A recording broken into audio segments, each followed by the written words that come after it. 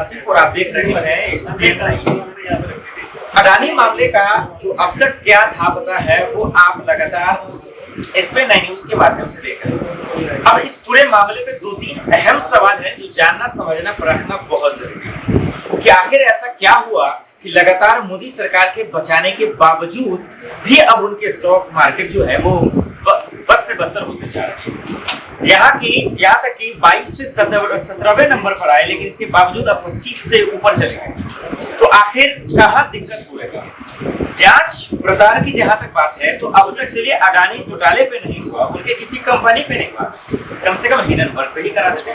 तो अब ये समझना पड़ेगा कि आखिर इसका 2024 के चुनाव से क्या कनेक्शन, क्योंकि बहुत सारे जानकार ये कहते हैं कि मोदी सरकार ने जांच पड़ताल इसलिए नहीं करवाई है, जांच एजेंसी इसलिए नहीं भिजवाई क्योंकि दरअसल 2024 में चुनाव। अब इसके मायने क्या है? वोट कहां तक मोदी सरकार या अडानी को फटकार लगाता रहेगा, क्योंकि अब तक जितनी भी सुनवाई हुई उसमें उनको जो है मुसीबतों का ही सामना करना पड़ा। तो ऐसे में अब समझना ये जरूरी है कि सरकार हिडन वर्ग पे नहीं कराई है तो कम से कम अडानी पे ही करा लेते, उनके मामले पे करा लेते, और इन पे नहीं करा लेते तो उस पे ही करा लेते। वोट का आखिर क्या दुख रहेगा, क्या कोई राहत भरी खबर आएगी अडानी के लिए? तीसरा सबसे अहम खबर कि 2024 के लिए इसका क्या जो है कनेक्शन रहेगा। सबसे पहले राहुल सर से शुरुआत करते हैं। राहुल सर, आपका बहुत बहुत स्वागत है। अगर अडानी मामले को देखें तो एक महीने से लगातार हमारा रिपोर्ट कर रहे हैं, चीजों को दर्शकों को बता रहे हैं। अगर इसका 2024 से हम लोग कनेक्शन करने की कोशिश करेंगे कि 2024 का मामला क्यों पकड़ लिया, अडानी मामला कितना फर्क पड़ सकता है? जी बहुत बहुत शुक्रिया सर आपका। देखिए लगातार अगर हम बात करें गौतम अडानी इन दिनों चर्चाओं में इसलिए क्योंकि हफ्ते भर से ज्यादा का वक्त हो चुका है, इनके शेयर में लगातार गिरावट हो रही है।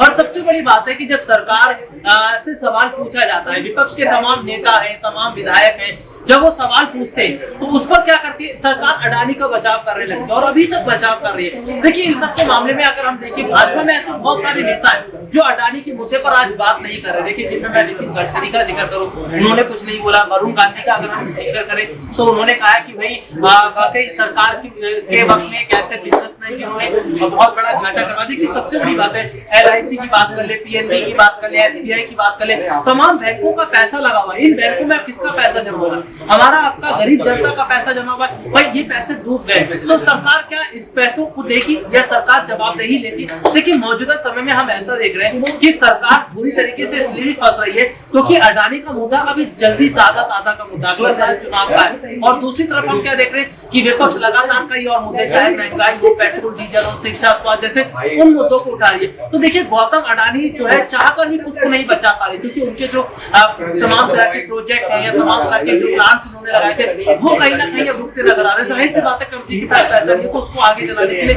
वो कहां से जो है उसको रेफर करेंगे। तो कहीं ना कहीं मुझे ऐसा लग रहा है कि अभी के वक्त में सरकार को बड़ी जो मुश्किल है वो अडानी की वजह से फंसते नजर आएगी। लेकिन आज जनता के सामने कम सच्चाई पता चल गई कि भाई 2014 के बाद से सरकार केवल एक ही बिजनेसमैन को फायदा पहुंचा रही थी। एक ही बिजनेसमैन को आपने एयरपोर्ट दे दिया, बंदरगाह दे दिया, तमाम तरह की चीजें दे दी। हमारे देश में बहुत सारे बिजनेसमैन थे, छोटे व्यापारी थे, छोटे व्यापारी के वक्त थे।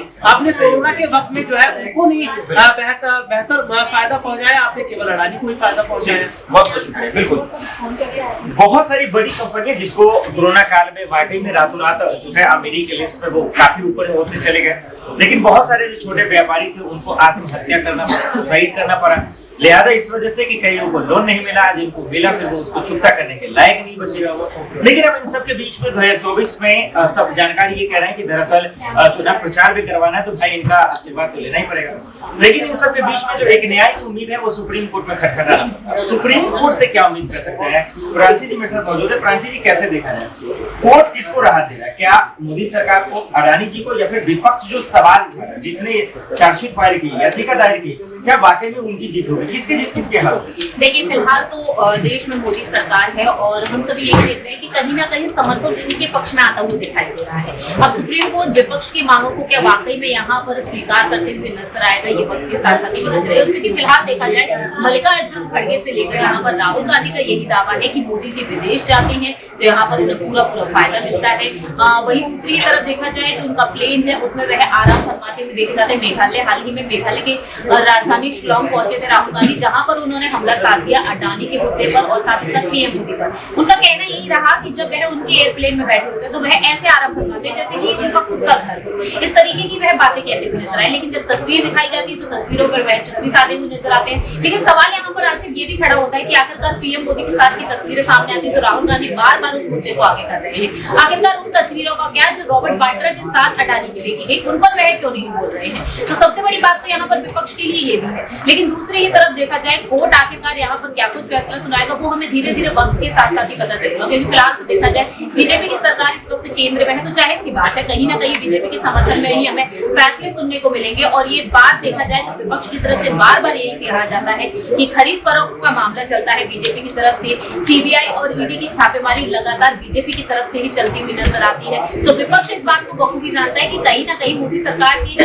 पक्ष में ही यहाँ पर फैसला सुनाई दे सकता है। बहुत बहुत शुक्रिया। अभी तक जो सुप्रीम कोर्ट ने आदेश दी या उन्होंने जितनी भी सुनवाई की है उसमें मोदी सरकार को डांट और फटकार ही लगा है और इसीलिए वो बंद लिफाफे में तमाम चीजें ले गई। लेकिन अब जो पहलू है वो ये कि आखिर केंद्र सरकार ने या उनकी जो एजेंसियां हैं आखिर अडानी घोटाले के मामले की जांच क्यों नहीं करवाई?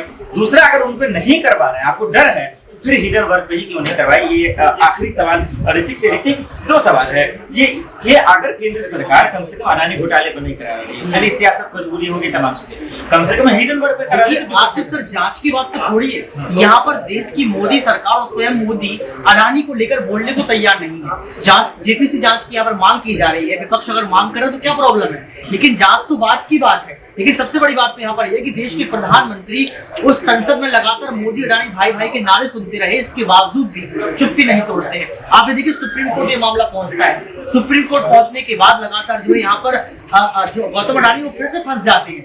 यहाँ पर सुप्रीम कोर्ट ने हिंडनबर्ग की रिपोर्ट को स्वीकार किया, फोर्ब्स की रिपोर्ट को हालांकि नकार दिया, और सबसे बड़ी बात ये कही है यहाँ पर कि आप मुद्दों पर बात कीजिए ताकि निवेशकों का जो है घाटा ना हो और बाजार व्यवस्था पर जो है कोई विशेष प्रभाव ना पड़े। तो आप समझ सकते हैं यहाँ पर कि अब गौतम अडानी का जो नंबर है वो 29वें नंबर पर पहुंच चुके हैं। कल 27वें नंबर थे, उसके पहले 25वें नंबर पर थे, उसके पहले 18वें नंबर पर थे, फिर 8वें पर थे, 3रे पर थे। तो आप देखिए कैसा उनका ग्राफ लगातार गिरता चला जा रहा है। फोर्ब्स की रिपोर्ट में क्या खुलासा हो रहा है, इसके साथ साथ हिंडनबर्ग की रिपोर्ट में क्या खुलासा, और तमाम उद्योगपति अब यहाँ पर गौतम अडानी से हाथ मिलाने को जो टकरा रहे हैं, यहाँ पर हाथ नहीं मिला रहे और बड़े बड़े झटके यहाँ पर लगते हुए नजर आ रहे हैं। तो सबसे बड़ी बात यही मैं कहना चाहूंगा कि केंद्र सरकार खुद डर रही है, तभी जेपीसी की जो है जांच नहीं करवा रही है। यहाँ पर लगातार एक के बाद एक बड़ा खुलासा कांग्रेस पार्टी के तमाम नेता करते हुए नजर आ रहे हैं। उन सारी बातों को यहाँ पर झुटलाने का काम किया जा रहा है और यहाँ पर कहीं ना कहीं मोदी सरकार को मुझे लगता है अडानी से डर लग रहा है। बहुत बहुत शुक्रिया, बहुत बहुत शुक्रिया तमाम सहयोगी का।